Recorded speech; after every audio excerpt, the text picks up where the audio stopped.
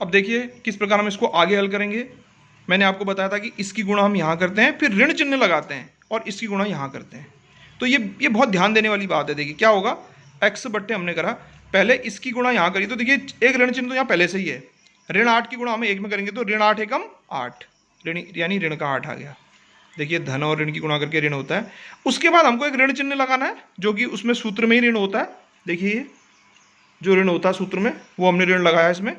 अब आगे, अब इसकी गुणा इसमें करेंगे तो 2 की गुणा हम ऋण 5 में जब करेंगे तो ऋण 5 भी चूंकि ऋण में ही है, और ऋण से हम धन की इन दोनों की गुणा करेंगे तो 2 पंचे 10 होता है, लेकिन वो ऋण में आएगा। एक ऋण तो वो आया जो सूत्र में ही ऋण है, तो ये भी फिर से ऋण आ रहा था। हम यहाँ पर दूसरे ऋण को इस तरह से लिखेंगे, ऋण 5 दूनी 10। इस चीज़ का विशेष ध्यान रखना आपको कि जब 2 लगातार ऋण आएंगे तो उनको जो 2 ऋण है तो उसको ऐसे कोष्टक में लिख देंगे।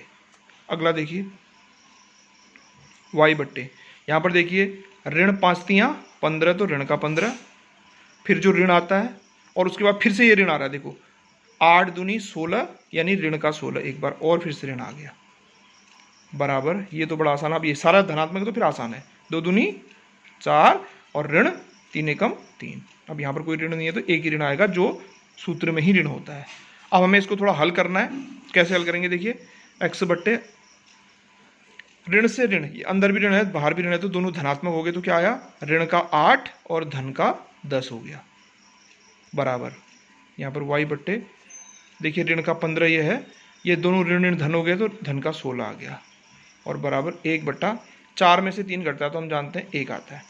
इसी प्रकार यहाँ पर भी देखिए x बट्टे, ये देखिए ऋण का 8 धन का 10 है तो धन का 2 बचेगा, धन का 2 आ गया, बराबर। y के नीचे देखो ये ऋण का 15 है और धन का 16 है तो 1 बचा। भाई 16 धनात्मक है, ये ऋण का 15 है, कितना बचेगा, धन का 1 बचेगा, बराबर 1 बट्टा 1 बचा। इतना हम पहुंच गए, तो हम लगभग अपने उत्तर तक पहुंच चुके हैं। कैसे करेंगे देखिए इसको, मैंने आपको क्या बताया था उसके बाद, जब हमें x का मान निकालना है, हमें x का मान निकालना है तो उसके लिए हम क्या करेंगे, इसको थोड़ी देर के लिए रहने देते हैं, इसको इसके बराबर रखेंगे x का मान के लिए। x का मान कैसे निकलेगा, x बट्टे 2 बराबर 1 बट्टा 1, ये इसको रखेंगे, बड़ा सरल है।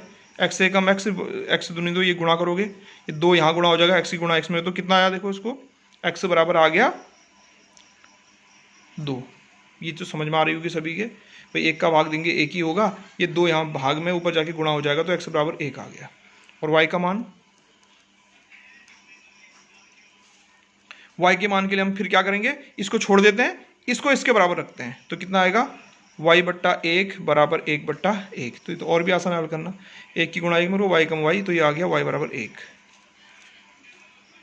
तो इस प्रकार से देखिए हमें x बराबर प्राप्त हुआ 2 तथा y बराबर प्राप्त हुआ 1, ये हमारा फाइनल आंसर।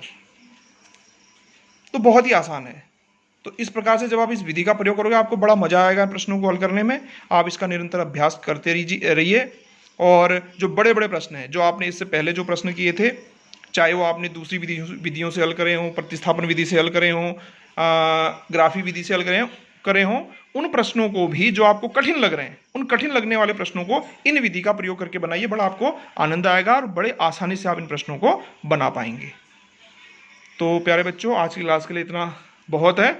आप इसके अन्य प्रश्नों का अभ्यास कीजिए और इस विधि को अच्छी तरह से समझिए, क्योंकि ये विधि बहुत ही अच्छी है और कम समय में इस विधि का प्रयोग द्वारा हम समीकरण निकाल सकते हैं आंसर।